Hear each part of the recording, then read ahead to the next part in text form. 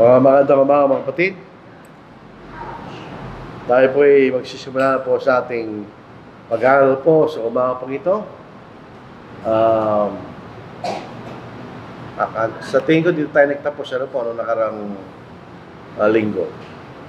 Ang ating pinag-aaralan ay patungkol po sa gawain po ng Iglesia ng pagpapatibay ng pananampalataya ng bawat isa. Ito po ay matagal na po nating naumpisahan. At ito po yung tinatawag na edification o pagpapatibay ng pananampalataya ng bawat isa. Noong nakaraang linggo, pinag-aralan po natin ang mga bagay na nagiging pumipigil sa atin para tayo lumago. Sa baliktaran po sa linggong ito, ano mga bagay na tutulong sa atin para tayo lumago sa ating pananampalataya. Tandaan po natin, tayo lahat, nasa proseso lang po ng paglago. Wala pang nakaabot sa atin na talagang masasabi natin na tayo nakaabot na. Kahit si Apostle Paul, nasulat po niya sa mga taga-Pilipos, sinabi niya, hindi sa inaaring ako'y nakaabot na kanya. Pero ito isang proseso ng paglago. Dito po sa Pilipos, para magkaroon tayo ng context na ating pinag-aaralan. Ito ang ginagawa ni Apostle Paul, Pero, kung papasinin po natin lahat ng mga taong ginamit ng Diyos sa kanyang gawain, hindi sila perfectong tao. Tayo nagpapatuloy po sa ating paglago. Ang sabi ni Apostle Paul, siya po ay nagpapatuloy ganyan. Nagpapatuloy siya. Dito sa Philippians chapter 3, verse 12, verse 13, verse 14, verse 15, ganyan. Hindi sa ito'y aking nakamit na, o ako'y sakdal na. Kung di nagpapatuloy ako upang iyon ay aking maabot, kung paano ako'y naabot din ni Kristo Jesus. Mga kapatid, hindi ko pa inaaring inaabot ko na. So, inulit niya po. Ngunit isang bagay ginagawa ko, ililimot ko ang mga bagay na nasa likuran at tinutungo ang mga bagay na inaharap. Nagpapatuloy ako tungo sa mitihin para sa katimpalan ng dakilang pagtawag ng Diyos kay Kristo Jesus. Kaya nga tayong nasa ustog-gulang ay magkaroon ng parehong kaisipan. At kung iba ang inyong iniisip tungkol sa anumang bagay, ito rin ay papahayag sa inyo ng Diyos. Lamang, pangawakan na rin ang ating naabot na ngayon. So, ang ating pananampalataya, ito po isang para bagang paglalakbay. Tayo po pangawakan natin kanya yung inaabot na natin. So, ito po ang ating gusto bigyan pansin sa ating pag-aaral. Kasanayan. Tayo po ay pagka naman bagay na ginagawa po natin, pag tayo nasanay na, mas madaling gawin. Kaya yung pagsasanay ay nakakatulong sa atin para mas madaling natin gawin yung gusto natin gawin. Yung po kung titignan natin sa ating kapaligiran, yung po mga atleta, pag tinitignan natin sila, parang mahirap gawin yung ginagawa nila. Totoo yun. Hindi natin magagawa yung ginagawa nila. Pero bakit nagagawa nila yung ginagawa nila? Dahil sa kailang kasanayan. So sa araw-araw sila ay nagsasanay at nagsasanay. Hanggang sa maabot nila, gusto na abutin sa kanilang kung ano po ang kanilang sports. Dito po sa Hebrews chapter 5. For everyone who partakes only of milk is unskilled in the word of righteousness. So meron po tayong antas sa ating pagiging Kristiyano.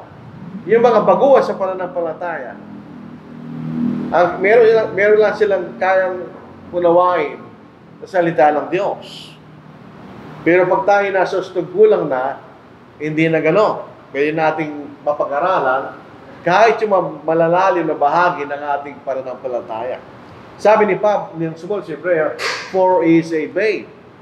O ikaw ang parang po natin sa literal na paraan. Ang sanggol, gatas lang kaya niya inumin. Pag binigyan natin siya ng solid food, mamamatay siya. hindi sanay, hindi pa handa ang kanyang tiyan at kanyang pituka para i-digest ang alamang solid food. Ang kaya lang niya, gatas kanya. Yun ay isa larangan po ng physical, totoo rin yan sa spiritual. Pag hindi tayo marunong para maunawaan natin ang salita ng katwiran, para tayo sanggol kanya. Dito sa 1 Corinthians chapter 3, meron pong panahon na tatagapin ka ng Diyos. Dahil kay baguhan pa sa pananampalataya, tatagapin ka ng Diyos. Doon sa kalagayan mong yun. Pero hindi ka dapat manatili ito. Katulad ng isang sanggol, kailangan siya lumaki. Hindi siya dapat manatili sanggol. Otherwise, abnormal yun. Di ba? Sa 1 Corinthians chapter 3, ito po ang sabi ni Pablo sa mga taga-Korinto. Isipin po natin, ang iglesia po sa Corinth ay nagsimula sa Acts chapter 18. So meron na rin panahon na dumaan. Nung sulat niya sa mga taga-Korinto. Sa unang talata, subalit ako mga kapatid ay hindi makapagsalita sa inyo na tulad sa mga taong espiritual o yung taong mature sa pananampalataya. Bakit? Kundi tulad sa mga makalamang, tulad sa mga sanggol kay Kristo. Pinainom ko kayo ng gatas at hindi na matigas sa pagkain, sapagkat hindi pa nyo kaya ito. Hanggang ngayon, ay hindi pa nyo kaya ganyan. So pagka ganun ang ating antas ng ating pananampalataya, hindi tayo lumalago, sa tono po ng pagsusulat ni Pablo, hindi maganda. Hindi maganda kanya na manapili kayo sa ganung kalagayan. Dito po sa verse 14. So mayroong gatas, ang gatas o yung bahagi ng salita ng Diyos na magaan, maunawaan. Ito ay para sa baguhan sa pananampalataya. Yung mga bago na bautismohan. Pero habang tayo tumatagal na sa ating pananampalataya, ito ang sinasabi sa verse 14. But solid food belongs to those who are of full age. Ganun din po sa tao. Yung sanggol, inihahanda natin sa unti-unti para kumain siya ng solid food. Misa, yung malambot muna hanggang patigas na patigas. Pero pag matanda ka na, hindi ka na umiinom ng gatas, katulad ng sanggol. Kumakain ka na talaga ng pagkain, ganyan. Gawin din po sa pananampalataya. But solid food, sabihin, ito yung bahagi ng ating pananampalataya na hindi na madaling unawain. Ito yung mas malalalim na bahagi ng ating paniniwala. But solid food belongs to those who are of full age. That is by reason of use. Have their senses exercised to discern both good and evil. Pag tayo matagal sa pananampalataya, halimbawa po sa salita po ng Diyos, mga kumisa, hindi na natin alam yung aklat, yung kabanata, at yung talata. Pero alam natin nasa salita ng Diyos yun. Dalasalan na tayo sa pakikinig sa salita ng Diyos. Pag napakinggan mo, alam mo, mali. Sabihin, pag nakarating ka na doon sa ganung klaseng kalagayan, ikaw ay spiritual, sabi nga po sa Tagalog. Bisa lumalago ka na sa iyong pananampalataya. Yun yung makikita natin. Kailangan tayong lumago sa ating pagkaunawa sa salita sa pamagitan ng pagsasanay, exercise. Yung exercise sa katawan, sabi ni Pablo, meron konting kapakinabangan. Sa katawan lang yun. Mamawala pag namatay ka na. Pero itong spiritual exercise, yung pagsasalay sa ating pananampalataya, hindi tumatagal hanggang sa buhay na wala hanggang. So ito yung mas mahalaga. Siya masanay tayo. Ibig sabihin, magsisimula tayo sa salita ng Diyos. Masanay tayo magbasa. Basahin natin. Hanggang sa maunawaan natin ang salita ng Diyos. Kasi kung hindi tayo, ang pagsisimula po dyan, kailangan ka magbasa. Kahit hindi pa siya naintindihan. Basahin mo muna siya. Basahin mo lang siya na basahin. Pagka palagi mong ginagawa yan, magiging familiar ka na sa salita ng Diyos. At unti-unti mo siyang maintindihan. Lalo na kung nakikinig tayo, katulad ng ginagawa natin ngayon. 1 Timothy chapter 4 verse 7 to 8. Ito yung sinasabi natin kanina. But reject profane and old wise fables. Ito yung sa bagong pananalita, marites. Iwasan natin, walang pakinabang sa atin yan. And exercise yourself toward godliness. Ang ibig sabihin ng godliness, ito yung touch na kamalalan. Tayo po ay gumagawa ng mga bagay na mabuti. Verse 8, for bodily exercise profits a little. Doon lang sa katawan yun eh. But godliness is profitable for all things, having promise of the life that now is, and of that which is to come. Pag tayo po yung naging banal, pag tayo po yung namumuhay na ihiwalay sa kasalanan, at paggawa ng mabuti, kanya, hindi lang sa, meron din pangako sa buhay na ito, kanya. Meron pangako Diyos sa buhay na ito. Hindi lamang yun, sa darating pa rin. Sa walang hanggan, may pangako yan. Kung sa katawan, di ngayon lang yan. May sakit ka, lumakad ka, para wala yung sakit mo. Pero walang kaugnayan sa iyong kaligtasan. Pero yung pagsasanay sa pagsunod sa kalooban ng Diyos, may pangako yun. Right? So yung malampas niya sa buhay natin ngayon, hanggang sa susunod na buhay natin sa walang hanggan. May yun ay mahalaga kanina pasok ko. So magsanay tayo. Sanay natin ang ating sarili sa mga bagay na may kaugnayan sa kalooban ng Diyos. Magsimula tayo sa pagsasanay sa salita ng Diyos. Hindi ko alam pagka, kalimbawa, magkakaroon tayo ng exam, bibigyan tayo ng exam ng Diyos, tungkol sa ating kaalaman sa Biblia, kung papasa tayo. Kailangan pumasa tayo. Bugit pa tayo sa pumasa. Dahil ito ang salita ng Diyos. Ito ang pinakamahalagang aklat na ginawa sa mundo. Yung ibang mga aklat, sa karunungan lang tao yun, pero ito hindi. Ito yung para sa ating kaligtasan. So, tayo pa magsanay. At gawin natin ang ating napapakinggan. Ito po ang, hindi ba nakapoy ito, no? Ito po ang isang bagay na palagi, kahit anong antas ng kaalaman, palagi mayroong discrepancy yung theory o yung prinsipyo sa ating ginagawa. Palagi gano'n.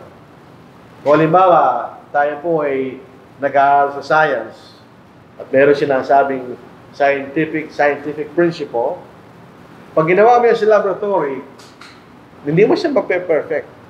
Palagi mayroong konting diferensya. Gawin din sa ating spiritual na kalagayan. Kaya sabi nga natin kanina, kailangan tayo magsanay para matanggal yung discrepancy sa ating napapakinggan at sa ating ginagawa.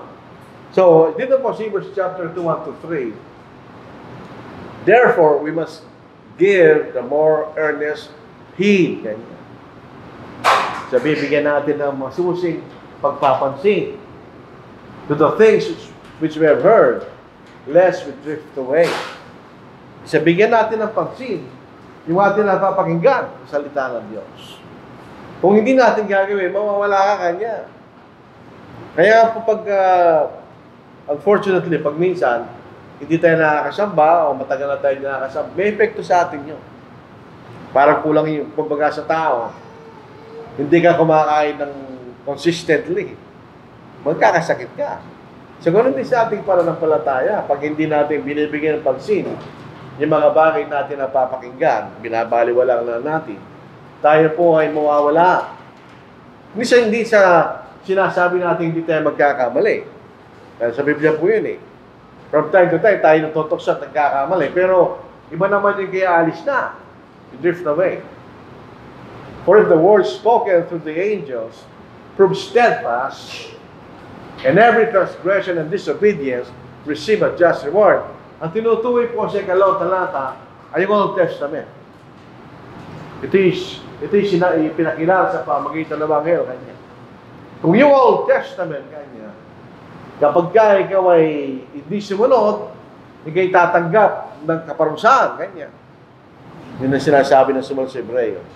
Sa ikatlong talata, how shall we escape if we neglect so great a salvation? Kung doon sa una, sila nakatakas. Sila bigyan ng parusa pag sila sumasalaksan at lumalabag sa namang kautusan ng Moises, lalo na kayo kanya. Which of the first began to be spoken by the Lord and was confirmed to us by those who heard Him. Sa Old Testament na nagpakilala ni Ebanghelyo. Bagamat nakikita lang sa Mount Sinai na nagsasalita ang Diyos, kanya. Pero ginamit sa pamagitan ng mga anghel, kanya. Pero ito ay sa pamagitan ng ating Panginoon. Hindi sa pamagitan ng mga anghel. So, mas mahalaga ito dahil ito galing sa Panginoon mismo. It was confirmed to us by those who heard Him. Yung mga apostles, pinatunayan nila ito sa pamagitan ng mga miracles na kailang ginawa. So, kung ito sa Old Testament, sila binigyan nila ng pansin, lalo higit sa atin sa Bagong Tipan. Na isa mas mabuting tipan in the first place. So, kailangan natin gawin yung ating pinapakinggan. Dito po sa James, ganun din. James chapter 1, di po nakakamali. Tayo sabi ni James, tayo maging tagapakinig na gumagawa. Kasi kung napapakinggan natin, ito yung ating ginagawa.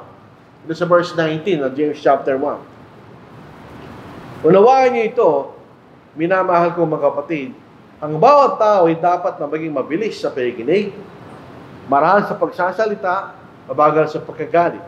Sapagkat ang galit ang tayo hindi gumagawa ng katwiran ng Diyos. Dito po sa verse 22. Ngunit maging tagatupad kayo ng salita at hindi tagapakinig lamang na dinadayo ninyo ang inyong mga sarili.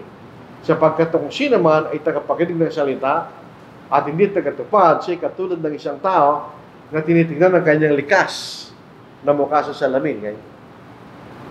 Pero ano problema kung hindi ka tagatupad ng tagapakinig? Parang ganito kanya.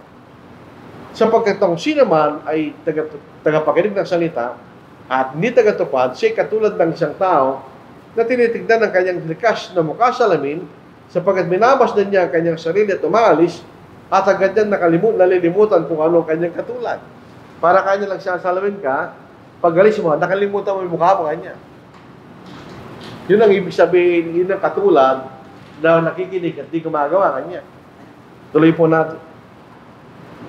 Gulit ang tumitingin sa sakdal na kautusan, ang kautusan ng kalayaan, at ang nanatili na hindi tagapakinig na malilimutin, kundi tagatupad na gumagawa, sa ipagpapalain sa kanyang gawain. So, ibig sabihin, siya yung ulan sa kanyang pananampalataya. At siya ay maliligtas kanya. So, tayo po ay makinig. Gawin natin yung ating napapakinggan. Hindi yung ating kagustuhan. Ang ating kagustuhan ay secondary sa kagustuhan ng Panginoon. Yung ating personal choice o personal decision, secondary lang yan. Kailangan tayo makinig. Gawin muna natin yung sinasabi ng ating Panginoon. O otherwise, hindi rin po tayo magkakaroon ng kaligtasan. So, diligence and active service. Ang pagiging Kristiyano, ito po ay buhay ng paglilingkod. Kaya bawat isa sa atin ay tinatawag na servant ng ating Panginoon. Yung salitang minister, kung minsan yun ay tumutong, ginagamit nila sa isang mangaral, hindi lang mangaral. Lahat ng mga Kristiyano ay ministro ng ating Panginoon sa kahulugan na tayo lingkod ng Panginoon. Dito po sa Ephesians chapter 4, itong ginagawa po natin, bakit tayo nag-aaral, bakit pinatitibay natin ang ating pananampalataya, bakit natin pinag-aaral ang salita ng Diyos. Sa Ephesians chapter 4, tayo po ay binibigyan ng kakayahan. Kakayahan. Sayahin po natin. Dito sa verse 11, verse 12 ng Ephesians chapter 4, pinagkalooban niya ang iba na maging mga apostol, ang iba ay propeta, ang iba ay evangelista, at iba ay pastor at mangguro. Bakit? Bakit may mga ganon? Verse 12, upang ihanda ang mga banal sa gawain ng paglilingkod sa katitibay ng katawan ni Kristo. So itong ginagawa natin, ito'y para tayo ay magkaroon ng kakayahan na maglingkod kanya. So lahat ng Kristiyano naglingkod ng Panginoon. Hindi lang po yung elders o deacons o yung mangaral. Hindi lang yun. Lahat tayo. Yung pong mga mangaral, meron silang special na paglilingkod. Yung mga elders, meron silang special na paglilingkod bilang tagapangasiwa ng gawain. At yung mga deacons, yun din. Pero generally speaking, lahat ng Kristiyano lingkod ng Diyos. So kung tayo po ay active at matyaga sa paglilingkod natin sa Panginoon, tayo po ilalago sa ating pananampalataya. Dito, 1 Timothy chapter 4, 30 to 16. Till I come, nung panahon na yun, wala pa nakasulat na bagong tipan. Ang mga tamang kapatid ay natututo sa pamagitan ng kaloob ng Espiritu Santo at sa mga apostol. Dahil sila pinagkatiwalaan ng Diyos sa mga salita ng Diyos ng panahon na yun. Till I come, give attention to reading, the exhortation, the doctrine. Sila niyo yung ayusan at pagsalita. The reading, or by necessary inference, studying, pag-aaral. Hindi ka lang ba siya nagbabasa? The exhortation, o pangangaral, the doctrine, o pagtuturo kanya. Sabi, kung hindi tayo nag-aaral, wala tayong may papangaral, wala tayong may tuturo. Ito po'y alimbawa sa atin sapagkat isunod kay Timothy ni Apostle Paul. Si Timothy po'y binigyan ng isang kaloob sa pamagitan ng pagpapatong ng kamay ni Pablo at ng mga elders. Do not neglect the gift that is in you, which was given to you by prophecy, with the laying on of the hands of the eldership. Binigyan ka ng kaloob kanya, huwag mo pabayaan nyo. Pagsikapan mong gamitin yung kaloob na binigay siya ng Diyos. Verse 15, meditate on these things, give yourself entirely to them, that your progress may be evident to all. Take it to yourself and to the doctrine, continue in them, for in doing this you will save both yourself and those who hear you. Ito'y ituturo sa mga kanal, tuturo ito sa mga Kristiyano. Pag-ingatan natin ating sarili at yung napapakinggan nating aral. At tayo po'y maglingkod ayon sa ating napapakinggan. Kaya huwag po tayo maging maramot sa paglilingkod sa Panginoon. Kung meron tayong pagkakataon, kahit wala tayong pagkakataon, gawa tayo ng pagkakataon para maglingkod tayo sa Panginoon. Kasi doon po tayo masasanay sa paglilingkod sa Diyos. Ang ating buhay na paglilingkod sa mundong ito ay pagsasanay sa paglilingkod sa Diyos sa langit sa walang hanggan. Siyempre, yung ating ginagawa pagsabarito na sa 2 oras, gagawin natin sa langit pagpakilanman. Yun lang ginagawa mo sa langit. Eh kung hindi tayo makapaglingkod sa 2 oras, para tayo makapagtiti sa langit. Yun ang ating gagawin doon. Dahil magpupurit, paglilingkod sa Diyos. Hindi naman tayo magtatrabaho doon. Hindi na tayo kailangan maghanap buhay doon. Doon lang tayo magpakilanman, kasama natin ang Diyos. Kung gaano kaganda, hindi natin alam, pero definitely, maganda ron. Yun ang sinasabi sa atin ng Biblia. Kasi, kung hindi tayo maaari maglingkod dito sa mundong ito sa Diyos, hindi na tayo maaari maglingkod sa Diyos sa langit. Mas matagal ang paglilingkod doon, wala hanggan yan eh. Eh dito sa mundong ito, sa linggo, sa 2 oras, kung masipag, babalik ka lang hapon. Eh, hindi naman gano'n sa langit, mga kapatid. Yun ay wala hanggang paglilingkod sa Diyos. So, kailangan tayo maging matyaga sa ating paglilingkod. At yung tamang pagkain sa spiritual. Lalo na po yung mga kasigidad ko at mas matanda sa akin. Hindi na tayo basta pwedeng kumain ng anumang pagkain. Pinipili mo lang kinakain mo. Dahil pagkain kumain ka ng isang pagkain na hindi healthy, mapapadali ka. Magkakasakit ka, kaya mamamatay. So, pinipili mo yung kinakain mo. Pinipili mo mga pagkain na magandang kainin. Hindi na yung basta ng pagkain. Totoo rin yan sa ating pananampalataya. Kung ano ating pinapakinggan, maging ganun ka. Kung nakikinig sa maling aral, maging ganun ka rin. Siyempre, kung ano yung pinaniniwala mo, yun ang ginagawa. For instance, ilang halimbawa, kung naniniwala tayo sa mga Baptist, once saved, always saved. Hello, pamumuhay ng gano'n. Kahit anong gawin mo, ligtas ka pa rin. So, ano pamumuhay mo doon? Yung pong, dati, kami sa Tarlac, mayroon akong kasabay na nag-aalakad tuwing umaga, member sa Baptist Church. Kaya sabi niya, doon sa First Baptist Church, kanya, doon sa bayan, yung pastor nila kanya at yung mga miyembro, umiinom sila kanya. Ganun ba? Umiinom sila kanya. Bakit nila ginagawa? Once saved, always saved. Kahit maglasing ka pa, ligtas ka na. Di ba? Kung mali ang tinatanggap mong aral, mali rin ang maging pamumuhay mo, definitely, di ba? Naalala ko lang si Bill Clinton, na nagkaroon siya ng issue. Sabi ng Baptist, test pa rin siya. Kasi once saved, always saved. So, dapat tama po yung ating spiritual na pagkain. Ito'y sound doctrine, sabi nga natin, ang ating tatanggapin. Tingnan nyo, but as for you, to speak the things which are proper for sound doctrine. Pag tinignan natin siya ng sound, hindi na wala namang kaugnayan sa tinig yan. Ang ibig siya ng sound, healthy. Yung ibig sabihin. So, ibig sabihin, proper for healthy doctrine. So, ito pinag-iingat ni Pablo, si Titus, o si Titus, na ituro lang yung totoo. Ituro niya ang katotohanan. Dahil yung po ang tamang aral. Healthy doctrine. So, kung tama ang ating pinapakinggan, pati ang ating pananampalataya, magiging malusog din. Kasi tama yung pinapakinggan mo. Well, sabi ko nga, walang pinagkaiba sa kung anong kinakain mo, ganun ka. Kung matigas ang ulo mo,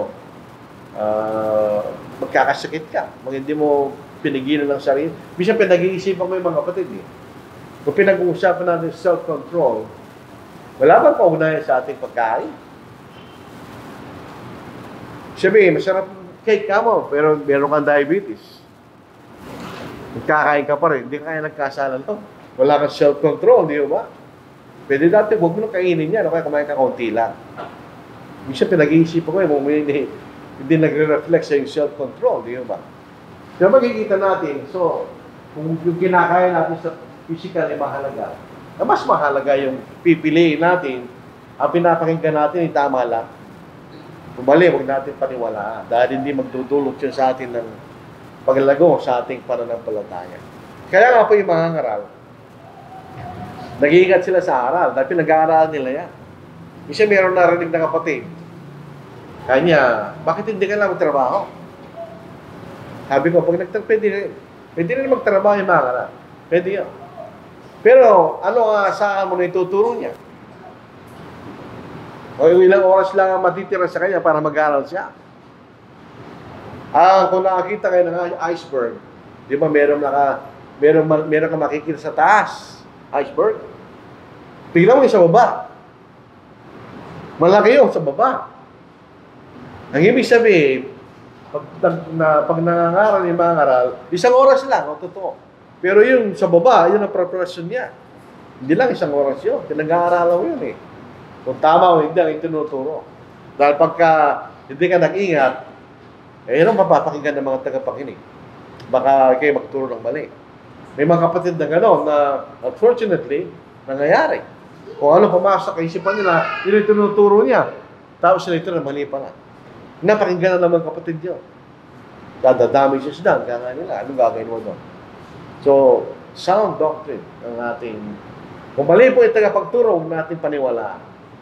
For it is sanctified by the word of God and prayer. If you instruct the brethren in these things, yung mga bagay na katotohanan, you will be a good minister or good servant. Yung minister, walang kahulugan yun eh. Pag tinranslate po natin ng minister na servant, mas maliwanag yun, di ba? Dahil yun talaga yung kahulugan nun. You will be a good servant of Jesus Christ, nourished in the words of faith and of the good doctrine which you have carefully followed. Kaya yung mga aral, siya rin po ay pinaniniwalaan niya yung katotohanan. So yun po yung tinuturo niya. Sa 1 Timothy chapter 6 verse 3, if anyone teaches otherwise, say, hindi tinuturo yung tamang aral, and doesn't consent to wholesome words, hindi ka sumasakay sa mga salitang mabuti, sabi nito, even the words of our Lord Jesus Christ, kahit ang salita ng ating Panginoon, and to the doctrine which supports godliness, hindi maganda yun. Kung gano'n ang tagapagturo. Hindi ka mapapariwara. Yung tinuturuan niya, kasi hindi tinuturo yung tamang aral, so mapapariwara nakikinig. Sa 2 Timothy chapter 2, remind them of these things. Yung mga salita ng Diyos. Charging them before the Lord not to strive about words of no profit to the ruin of the hearers. Be diligent to present yourself approved to God, a worker who doesn't need to be ashamed, rightly dividing the word of truth. But shun profane and idle babblings, for they will increase to more ungodliness. And to their message spread like cancer, Hymenaeus, and Philetus are of this kind. Ito po yung walang kakwenta-kwentang aral, sabihin. So, yung maganda po yung ating pinapakinggan ay katotohanan. At later on, malaman natin gamitin ng totoo sa tamang paraan. Yung po mga nangangaral, mga denominasyon, nangangaral naman sila ng salita ng Diyos. Pero ang problema, hindi nila tinuturo sa tamang paraan. Nag-ano naman sila ng versikulo, nag-quote sila, pero hindi sa tamang paraan. Sa Tagalog po ng verse 15, pagsikapan ng umarap na subok sa Diyos, magagawa lang dapat akiya na gumagamit ng wasto sa salita ng katotohanan. Yung sabi niya, gumagamit ng wasto ang salita ng katotohanan. Meron pa tayong 20 seconds. Di ba ata matatapos? At ito po, makikita natin, the Titus 1, those mouths must be stopped. Meron tayong sabi rito, ulitin natin, makalinisan ng isip at puso kanya. Actually, parang lang yan. Basahin na lang po natin, magtatas po tayo dito. Whose mouths must be stopped, who subvert whole households, teaching things which they ought not, for the sake of dishonest gain. One of them, a prophet of their own, said, Cretans are always liars, evil beasts, lazy gluttons. This testimony is true, therefore rebuke them sharply that they may be sound in the faith, that giving heed to Jewish fables and commandments of men who turn from the truth. Ito po yung mga tao sa Crete, ano po? Sinasabi sila ay corrupt. Sabihin, hindi dali siya ang kailang puso. Sabi ni Pablo, sa Titus, rebuke them sharply that they may be sound in the faith. So yung ating ang salita ng Diyos, yan po ang bibigay sa atin ng dali siya na kaisipan at puso. So dito po tayo magtatapos sa ating pag-aaral. 30 minutes lang po tayo.